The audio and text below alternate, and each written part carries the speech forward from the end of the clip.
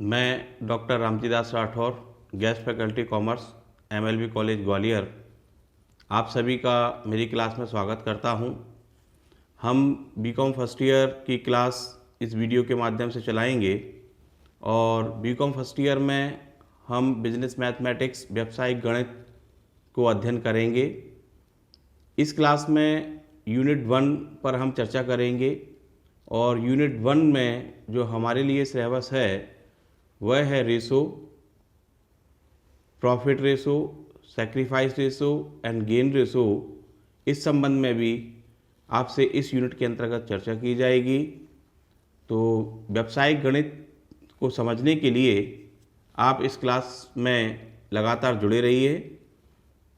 हम जो आज बात कर रहे हैं, जैसा कि हमारा टॉपिक था रेशो, तो हम सबसे पहले यह समझते हैं कि अनुपात का अर्थ क्या होता है। अनुपात दो या दो से अधिक सजातीय राशियों के बीच संबंध को दर्शाता है। इसका मतलब यह है कि आप जो अनुपात निकालने जा रहे हैं वह राशियां एक जैसी होनी चाहिए। यह संबंध एक राशि दूसरी राशि से मात्रा में कितना गुना या कौन सा भाग है, यह दर्शाया जाता है।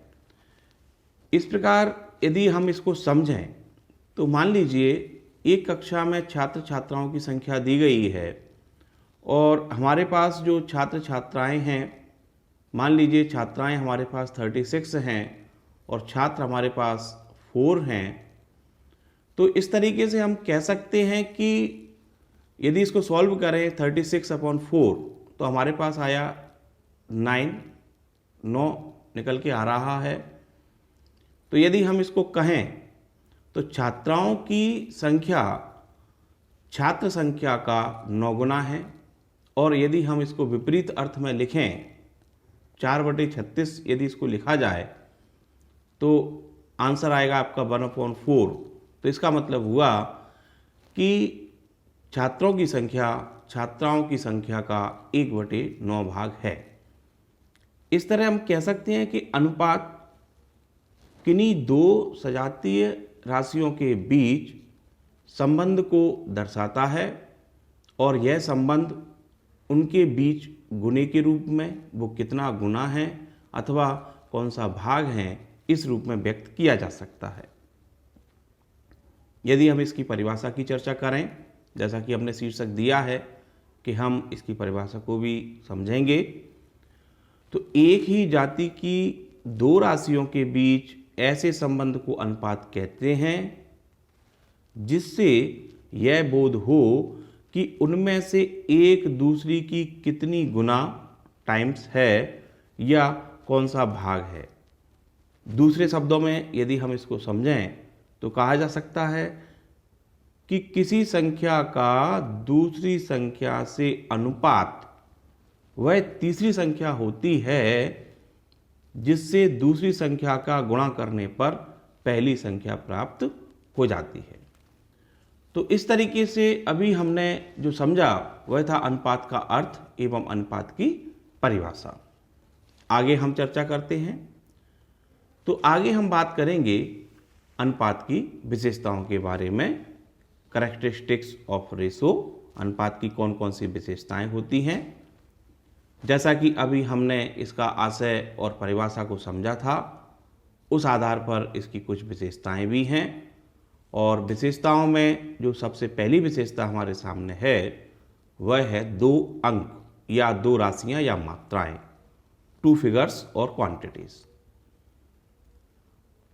अनुपात ज्ञात करने के लिए दो अंक या दो राशियों अथवा दो मात्राओं का होना आवश्यक है, क्योंकि हम उसमें तुलना कर रहे हैं और तुलना करने के लिए कम से कम हमारे पास 2 अंक होना ही चाहिए। तो पहली विशेषता अनुपात की यह है। दूसरी महत्वपूर्ण विशेषता जो हमारे सामने है वह है दोनों अंक एक ही जाति के, 2 figures of the same kind. तो अनुपात ज्ञात करने के लिए यह भी आवश्यक है कि दोनों अंक अथवा राशियां अथवा मात्राएं समान जाति के होने चाहिए। उदाहरण के लिए 50 वर्ष और 25 वर्ष ये सजातीय हैं।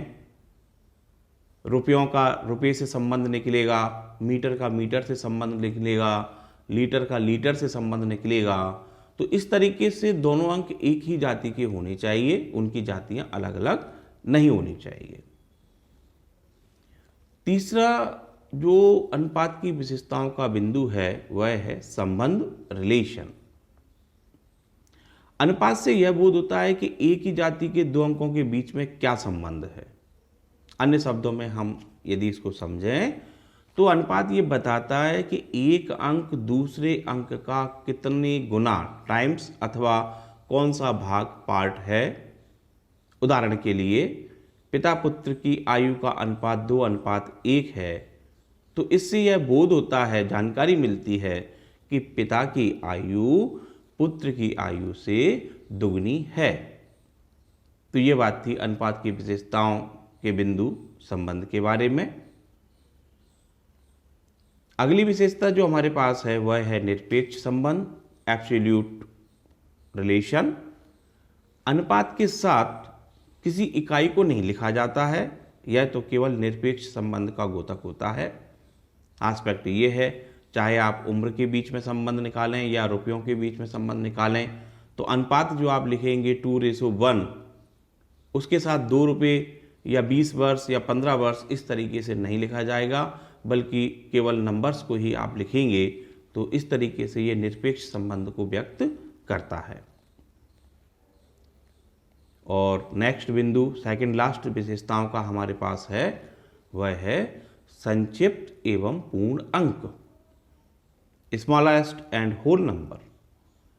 जिन दो अंकों के द्वारा अनुपात दर्शाया जाता है वे दोनों ही अंक सबसे अधिक संक्षिप्त छोटे से छोटे अंक और साथ ही पूर्ण अंक होते हैं, कंप्लीट फिगर होती है।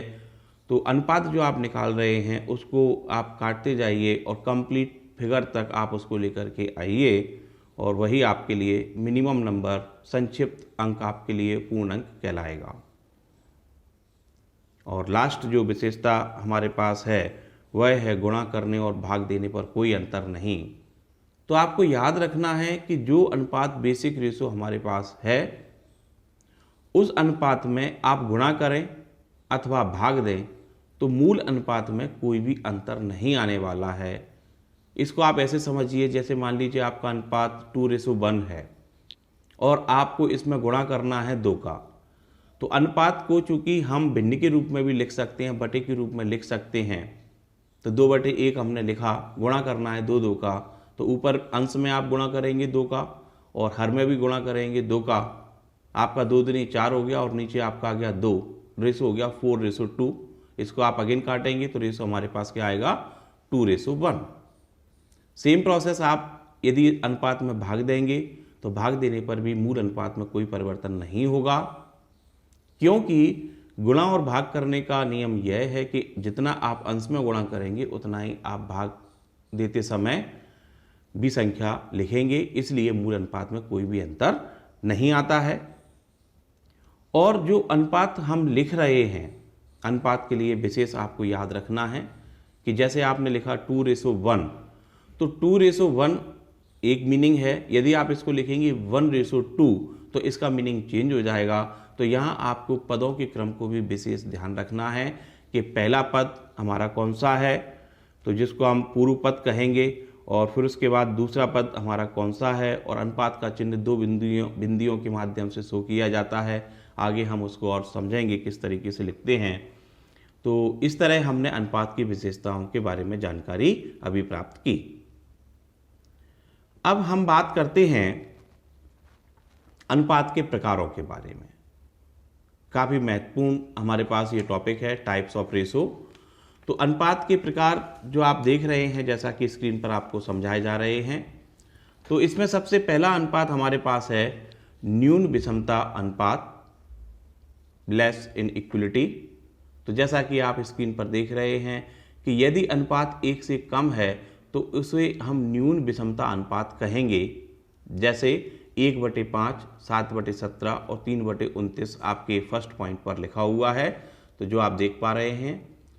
तो इसमें जो महत्वपूर्ण हमारे लिए बिंदु है वह है कि हम जो अंश और हर है, तो अंश और हर को यदि हम देखें तो हमारे सामने स्थितियां यह हैं कि अंश हमारे पास छोटा है और हर हमारे पास बड़ा है। तो इस तरीके से हम उसको कह सकते हैं कि हमारे पास न्यून विषमता अनुपात है, जहां अंश छोटा होगा और हर हमारे पास बड़ा होगा। इसके बाद हम जो बात करें दूसरे बिंदु पर,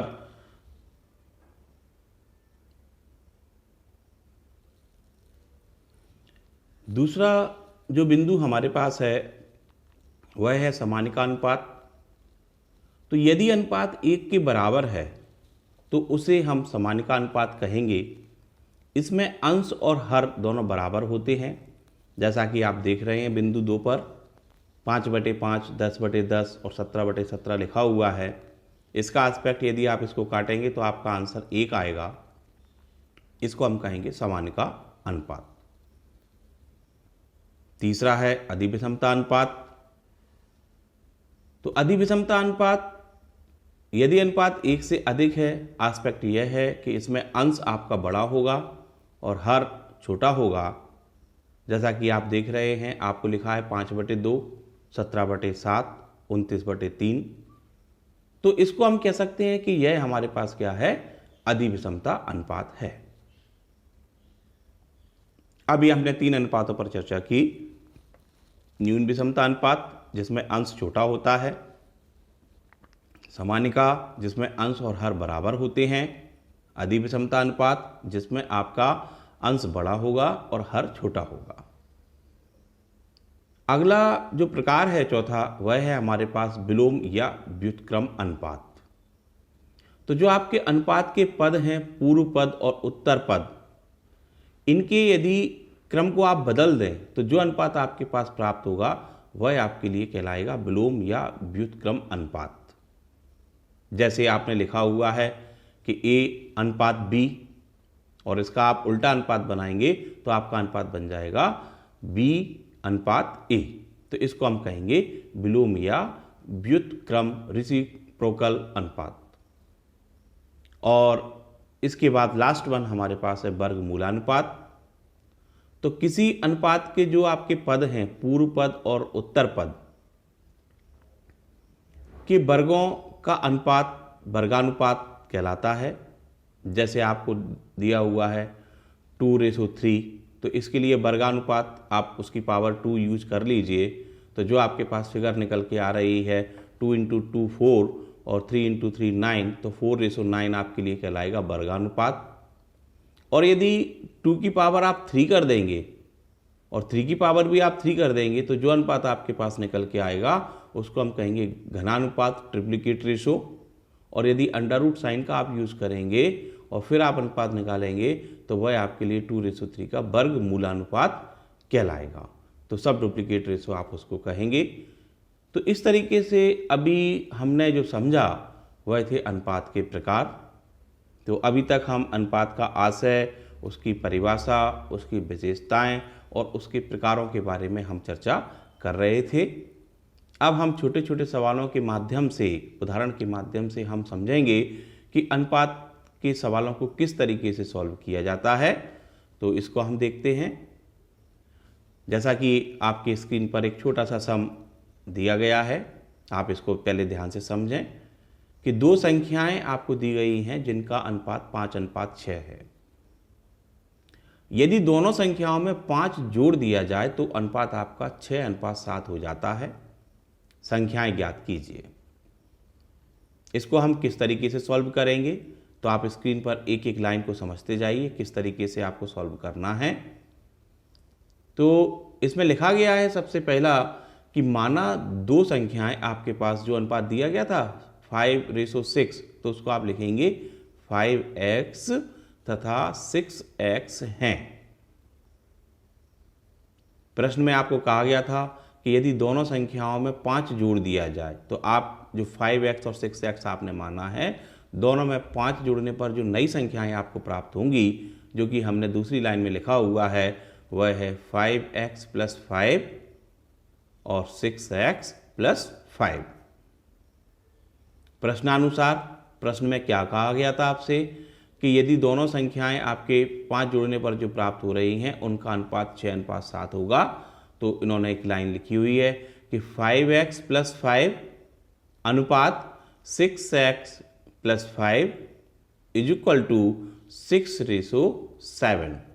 तो अनुपात के साइन को जो हमने यूज किया है, आप देख रहे हैं 2 बिंदुओं का साइन आपने यूज किया है, और इसको हम भिन्न के रूप में लिख सकते हैं। अप्रोच साइन आपने यूज किया। तो अब आपके सामने स्क्रीन पर जो लिखा गया है तीसरी नंबर पॉइंट पर, वह है 5x + 5 अपॉन 6x + 5 = 6/7।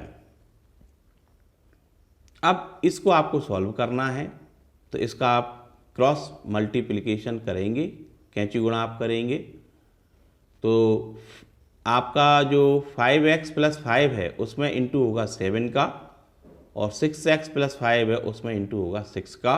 इक्वल का साइन आपको यूज करना है।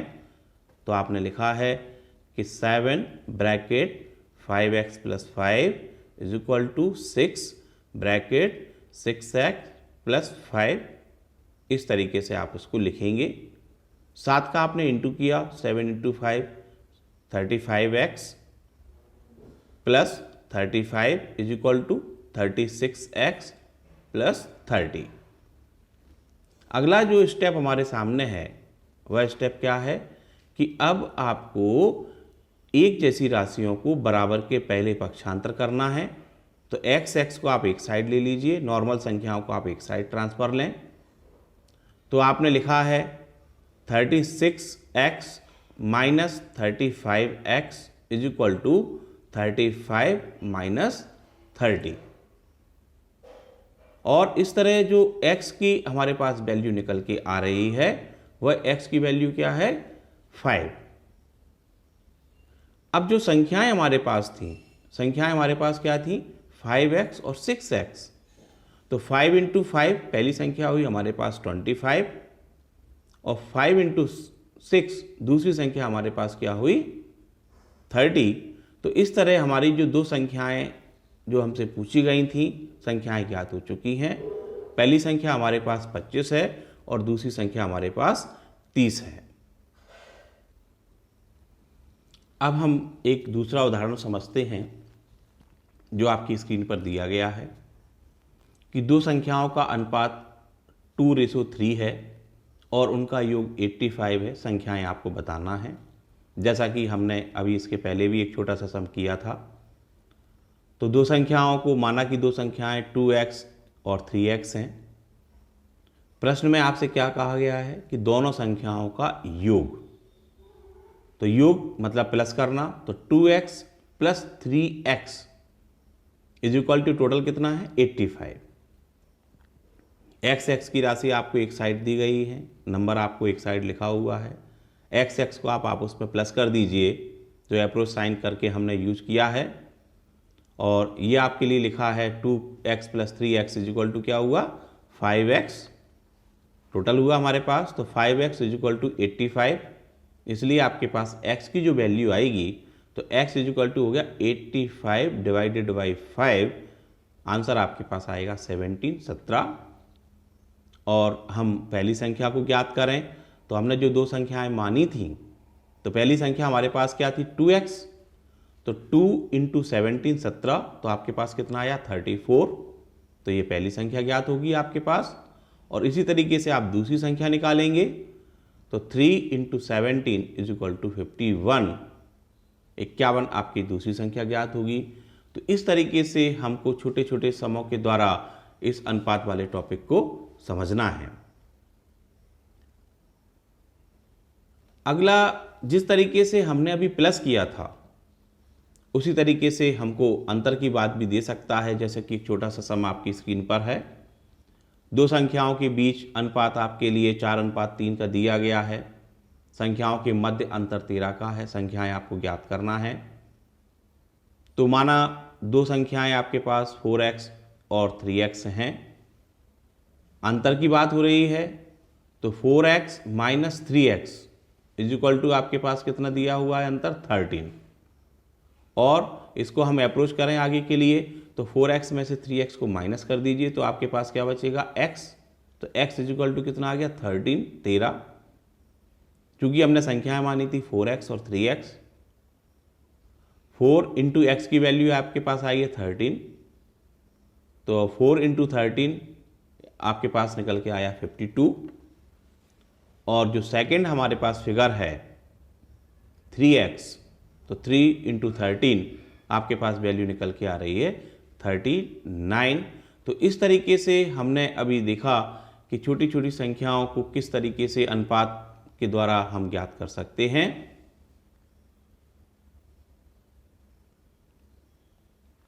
अगला जो सम हमारे पास है वह काफ़ी महत्वपूर्ण सम है, छोटा सा सम है। एक नगर की कुल जनसंख्या ज्ञात करना है यदि वहाँ के नागरिकों में साक्षर तथा निरक्षरों का अनुपात जो हमको दिया गया है वह है 2:5। महत्वपूर्ण लाइन जो लिखी गई है वह क्या है कि निरक्षरों की संख्या साक्षरों की संख्या से 9000 अधिक है। इस प्रश्न को सॉल्व करते हैं किस तरीके से लिखा जाएगा। तो निरक्षरों की संख्या साक्षरों की संख्या से 9000 अधिक है, इस बिंदु को हमको ध्यान रखना है। इसी के आधार पर सवाल को सॉल्व किया गया है। तो साक्षर तथा निरक्षर नागरिकों का अनुपात आपके लिए क्या है 2:5। माना साक्षर तथा निरक्षर नागरिकों की संख्या 2x और 5x है। क्योंकि हमको लास्ट लाइन क्या दी गई थी कि निरक्षरों की संख्या साक्षरों की संख्या से 9000 अधिक है, इसलिए प्रश्नानुसार हम इसको क्या लिखेंगे 5x minus 2x is equal to 9000। Approach sign को आप यूज कर रहे हैं और उस बिंदु में जो आपको लिखना है वह क्या है 5x में से 2x को माइनस करें तो आपके पास क्या आएगा 3x इज इक्वल टू 9000। और आफ्टर दैट इसके पास बाद जो आपके पास वैल्यू आ रही है वह क्या है x is equal to 9000 divided by 3, तो आपके पास क्या आया 3000। ये क्या आ गई x की वैल्यू। क्योंकि हमने संख्याएं मानी थी 2x प्लस 5x, तो इनको टोटल करें तो हमारे पास क्या हो गया 7x। और 7x इज इक्वल टू क्या होगा कि 7 इंटू 3000, तो टोटल संख्या हमारे पास आ जाएगी 21000। और यदि साक्षर निरक्षरों की संख्या अलग अलग हमको ज्ञात करनी है तो 2x को आप इंटू करें 2 इंटू 3000 तो आपके पास 6000 आ गया, और 5 इंटू 3 तो आपके पास आ गया 15000। तो इस तरीके से आपके पास 21000 टोटल जनसंख्या ज्ञात होगी। इस तरीके से हम इस छोटे से सम को सॉल्व कर सकते हैं। आगे कुछ सवालों का स्तर अब आपका बढ़ेगा, तो थोड़ा ध्यान से समझते जाइए। अगला सवाल जो आपकी स्क्रीन पर है वह आपको दिया गया है कि दो भाइयों की वर्तमान आयु आपको दी गई है 3:4 के अनुपात में। 5 वर्ष पहले उनकी आयु 5:7 के अनुपात में थी, उनकी वर्तमान आयु ज्ञात कीजिए। यह सवाल काफ़ी महत्वपूर्ण है, पेपर में आ सकता है, थोड़ा ध्यान से समझें इसको। माना दो भाइयों की वर्तमान आयु 3x तथा 4x है, 3x एंड 4x है। 5 वर्ष पहले की बात हो रही है, तो जो 5 वर्ष पहले आपको दिया गया है, तो दोनों भाइयों की आयु आपके पास आएगी 3x माइनस 5 और 4x माइनस 5। प्रश्नानुसार आपको दिया गया था कि 5 वर्ष पहले उनकी आयु का अनुपात क्या था 5:7। इसको आप लिखेंगे 3x minus 5 ratio 4x minus 5 is equal to 5:7। इसलिए हम इसको लिख सकते हैं, दूसरा तरीका हमारे पास रहेगा लिखने का भिन्न के रूप में 3x minus 5 upon 4x minus 5 is equal to 5/7 आपको क्रॉस मल्टीप्लिकेशन करना है, एप्रो साइन का आप यूज़ कर सकते हैं। 7 bracket 3x minus 5 is equal to 5 bracket 4x minus 5। आप इसको इंटू करेंगे आप उसमें, तो 7 into 3 21x minus 7 into 5 35 is equal to 4 into 5 से आप इंटू करें तो 4 into 5 20x minus 4 into 5 into 5 25। इस तरीके से आपको लिखना है। एंड लास्ट वन आप इसको ट्रांसफ़र करेंगे, x को एक साइड ले जाएं तो 21x minus 20x is equal to 35 minus 25, और आपके पास x की वैल्यू जो निकल के आ रही है वह क्या है, x इज इक्वल टू 10। क्योंकि हमने आयु मानी थी क्या 3x और 4x, तो 3 इंटू 10 आपकी पहली जो फिगर आई 30 वर्ष, और 4 इंटू 10 दूसरी फिगर आपके पास आई 40 वर्ष। तो इस तरीके से हमने इस सम को समझा। अगला जो सम है हमारे लिए काफ़ी इम्पोर्टेंट है, पेपर में भी आ चुका है ये। पिता की वर्तमान आयु अपने पुत्र की आयु से 3 गुनी है। 6 वर्ष पूर्व उसकी आयु पुत्र की आयु की 4 गुनी थी। 6 वर्ष के पश्चात उनकी आयु का अनुपात क्या होगा, यह आपको ज्ञात करना है। तो माना पुत्र की आयु x वर्ष है, पिता की आयु y is equal to 3x, क्योंकि प्रश्न में कहा गया था कि पिता की वर्तमान आयु अपने पुत्र की आयु की 3 गुनी है, तो 3 गुनी मतलब 3x हो गया। आगे लाइन क्या कहती है आपसे कि 6 वर्ष पूर्व, तो 6 वर्ष पूर्व की बात हो रही है, तो पुत्र की आयु 6 वर्ष आप माइनस कर दीजिए, तो x आपने माना था x माइनस 6, और पिता की आयु आपने y मानी थी तो y माइनस 6। क्या कहा था कि 6 वर्ष पूर्व उसकी आयु पुत्र की आयु की 4 गुनी थी, तो दैट मीन्स जो पिता की आयु आपने मानी है y minus 6 is equal to जो पुत्र की आयु थी x माइनस 6 उसका 4 गुना, यानी 4 से आप इंटू करेंगे, तो आपके पास अगली जो फिगर आ रही है वह क्या है, y minus 6 is equal to 4x minus 24। After that हम x को एक साइड ट्रांसफर ले लें, x y को, तो आपने क्या लिखा y माइनस 4x, क्योंकि बराबर के बाद आप देख रहे हैं प्लस के 4x थे, इधर आके आपके माइनस के 4x हो जाएंगे, तो y minus 4x is equal to minus 24, और जो 6 आपके पास माइनस का था उस साइड ट्रांसफर होके प्लस का हो जाएगा। एंड इसके बाद आप इसको सही तरीके से लिखेंगे अप्रोच साइन लगाते हुए, तो माइनस आपके पास बच रहा है, दोनों साइड आप इसको सेट करेंगे तो आपके पास फिगर आएगी 4x minus y is equal to 18। तो इस तरह आपने समीकरण नंबर ज्ञात किया हुआ है ये समीकरण को।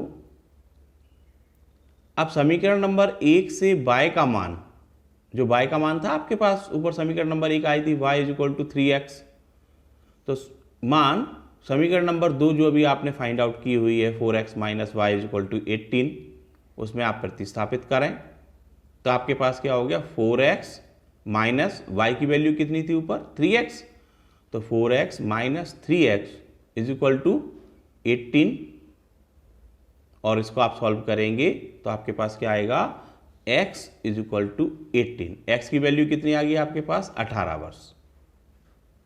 और आगे हम इसको बढ़ाएं तो y इज इक्वल टू हमारे पास क्या था 3x, तो 3 इंटू 18 18, तो आपके पास कितना आ गया 54। तो x की वैल्यू कितनी आई 18, जो कि हमने क्या माना था पुत्र की आयु, और पिता की आयु कितनी थी y, तो y की वैल्यू कितनी आ गई आपके पास y 3x, दैट मीन्स आपके पास कितना आया 54। अब 6 वर्ष बाद की वो स्थिति आपसे पूछ रहा है, तो 6 वर्ष बाद की हम बात करें तो जो हमारे पास आयु निकल करके आई है उस आयु में आप 6 वर्ष को प्लस कर दीजिए, तो 18 प्लस 6 आपके पास कितना आया 24, और 54 प्लस 6 आपके पास कितना आया 60। तो इस तरीके से हमारे पास जो उम्र निकल के कितनी आई 24, पुत्र की आयु और पिता की आयु 60 वर्ष। तो आपसे पूछा था कि उनका अनुपात निकालें पिता और पुत्र की आयु का, तो पिता की आयु प्रथम पद आपके लिए कहलाएगी 60 और पुत्र की आयु कितनी है 24। इसका आप अनुपात निकाल दीजिए, तो अनुपात हमारे पास निकल के आ रहा है छोटी संख्या के रूप में 5:2। इस तरीके से हमको सवाल को सॉल्व करना है। और थोड़ा सा आप सभी ध्यान रखें कि सवालों में पूरी स्टेपों को आप लिखें। मैथमेटिक्स में 100% मार्क्स स्टूडेंट्स को प्राप्त होते हैं, लेकिन उसके लिए आपको ध्यान रखना पड़ेगा कि आप उसका प्रेजेंटेशन पूरा सिस्टमेटिक तरीके से करें। इसके बाद हम एक सम और समझते हैं। तो अभी आपके लिए सम जो स्क्रीन पर दिया गया है आप इसको देखें कि A तथा B की आय 7:5 के अनुपात में है। उनके व्यय का अनुपात आपको दिया है 9:8।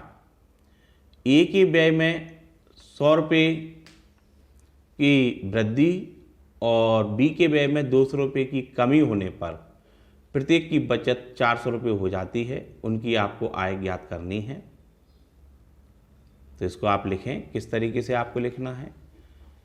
आपको सबसे पहले दिया है आय का अनुपात, तो आप लिखेंगे कि A तथा B की आय क्रमशः 7x रुपीज तथा 5x रुपीज है। और व्यय दूसरा स्टेप में आपके पास रहेगा, वो क्या है 9:8, तो आप उसको लिखेंगे व्यय 9y रुपीज तथा 8y रुपीज हैं। आगे उन्होंने आपसे क्या कहा था कि A के व्यय में 100 रुपये की वृद्धि और B के व्यय में 200 रुपये की कमी।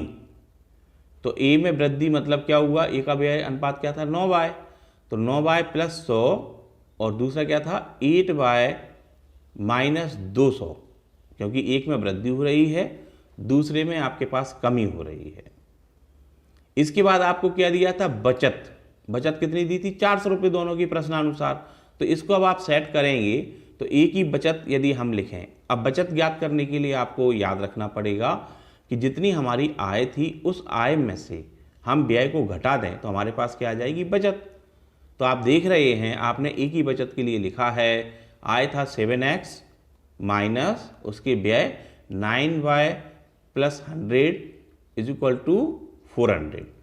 सेम थिंग आप इसमें सेकंड स्टेप को आप देखेंगे तो सेकंड स्टेप B के लिए है B की बचत। तो B की बचत हमारे पास किस तरीके से है 5x माइनस ब्रैकेट में 8y minus 200 is equal to 400। अब आपको बिल्कुल सादा सिंपल इसको ट्रांसफ़र करना है जो हमारे पास फिगर्स दी गई हैं। तो आप क्या करेंगे 7x minus 9y is equal to 400 आपके पास थे, ओके, वो क्या थे प्लस के थे, ठीक है ना। अब आप इसका जो साइन जो आपको दिया है ब्रैकेट के बाहर माइनस का, तो ये इस माइनस के साइन से आप ब्रैकेट को इंटू करेंगे तो अंदर की फिगर्स आपकी चेंज होंगी।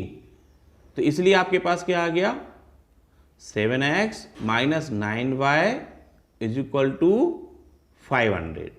सेम थिंग आप सेकेंड स्टेप में भी आप माइनस का इंटू करेंगे तो आपके पास जो ब्रैकेट में माइनस के 200 हैं उधर जाके क्या हो जाएंगे प्लस के 200। इसलिए आपके पास क्या आया 5x minus 8y is equal to 200। अब बिल्कुल सिंपल प्रोसेस में आप क्या करेंगे कि चूंकि x और y दो समीकरण आपके पास ज्ञात हो चुकी हैं, तो x और y के मान चूंकि समान नहीं हैं, इन मानों को समान करने के लिए आप क्रॉस इंटू करेंगे। तो इसमें आपने जो y के मान हैं उनको समान किया है, तो इसलिए y के मान को समान करने के लिए आप क्रॉस इंटू कर लें। पहली समीकरण में 8 का इंटू करेंगे और दूसरी समीकरण में आप 9 का इंटू करेंगे तो आपके पास नए समीकरण जो प्राप्त हो रहे हैं वह हैं 56x minus 72y is equal to 4000 and 45x minus 72y is equal to 1800। क्योंकि माइनस के साइन हैं दोनों में, आपको चिन्ह बदलने पड़ेंगे, इसलिए आप उनको लिखेंगे कि समीकरणों को घटाने पर, समीकरण नंबर 3 में से समीकरण नंबर 4 को घटाने पर, और साइन आपके बदल जाएंगे, देन आप उसको काट देंगे, 72y कैंसिल हो जाएगा। 56 और 45 का अंतर आपके पास आया 11x इज इक्वल टू 2200 और x की वैल्यू आपके पास आ रही है 200। हमने एक ही आय क्या मानी थी 7x, तो 7 into 200 is equal to 1400 and 5 into 200 is equal to 1000। इस तरीके से हमने ए और बी की आय कैलकुलेट अभी हमने की है। इस सवाल को आप थोड़ा और रिवीजन कीजिए, काफ़ी इम्पोर्टेंट सवाल है ये आपके लिए, एग्जाम में आपके लिए आ सकता है। हम एक और महत्वपूर्ण सम को समझते हैं जो कि आपकी स्क्रीन पर दिया गया है।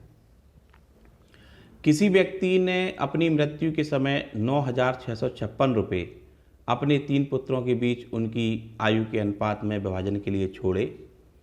जब उसकी मृत्यु हुई तो उनकी आयु, पुत्रों की आयु 25 वर्ष, 22 वर्ष और 21 वर्ष थी। आपको ज्ञात करना है कि प्रत्येक का हिस्सा क्या होगा, और यदि पिता 1 साल और जीवित रहते तो उनके हिस्से पर क्या अंतर पड़ता। तो इसको ज्ञात करने के लिए आप थोड़ा सा इसको ध्यान देंगे। तो जैसा कि आप देख रहे हैं कि पिता की मृत्यु के समय 3 पुत्रों की आयु का अनुपातिक योग हम करें तो क्या था, 25 वर्ष, 22 वर्ष और 21 वर्ष, तीनों का आप टोटल कर दीजिए, कुल आपके पास 68 वर्ष हुए। बड़े पुत्र का आप हिस्सा निकालिए, जैसा कि हम अनुपात में करते हैं कि जो टोटल नंबर दिया होता है उसको अनुपात में डिवाइड करना होता है। तो 25/68 आपके पास जो फिगर आ रही है, क्योंकि 9656 को 68 से आप डिवाइड करेंगे तो आपके पास फिगर आ रही है 142, कॉमन फिगर इन्होंने निकाल ली है। उसके बाद आप इसको इंटू कर रहे हैं 25 से, तो पहले पुत्र का हिस्सा आ गया आपके पास 3550 रुपये। इसी तरह से दूसरे पुत्र का हिस्सा आ गया 3124 रुपये और तीसरे पुत्र का हिस्सा आ गया 2982 रुपये। ये आपने एक स्टेप ज्ञात किया। इसके बाद उन्होंने कहा था कि यदि पिता 1 वर्ष और जीवित रहते तो क्या होता। तो जो उम्र बच्चों की थी वो 1-1 साल बढ़ जाती। तो आप देख रहे हैं उम्र बढ़ने पर आपका क्या इफेक्ट पड़ा कि 25 वाला जो उम्र था वो 26 हो गया, 22 का 23 हो गया और 21 का 22 हो गया। आनुपातिक योग 71 है। देन उसके बाद आप उन दोनों का हिस्सा निकाल देंगे, अनुपात निकालेंगे। तो पहले का हिस्सा निकल के आ रहा है 3536 रुपये, दूसरे का 3128 रुपये और तीसरे का 2992 रुपये। क्योंकि उन्होंने आपसे अंतर पूछा है तो पहले और दूसरे का आप अंतर निकाल दीजिए, और अंतर निकालने के बाद जो आपके पास आएगा तो किस पुत्र को क्या लाभ हुआ, क्या हानि हुई, वह आप ज्ञात करेंगे। इस तरीके से आज के वीडियो में हमने काफ़ी सारे उदाहरणों के माध्यम से अनुपात को समझने का प्रयास किया। मैं उम्मीद करता हूँ आपको ये सभी सम समझ में आए होंगे और आप थोड़ा अपनी बुक के माध्यम से और रिवीजन करें।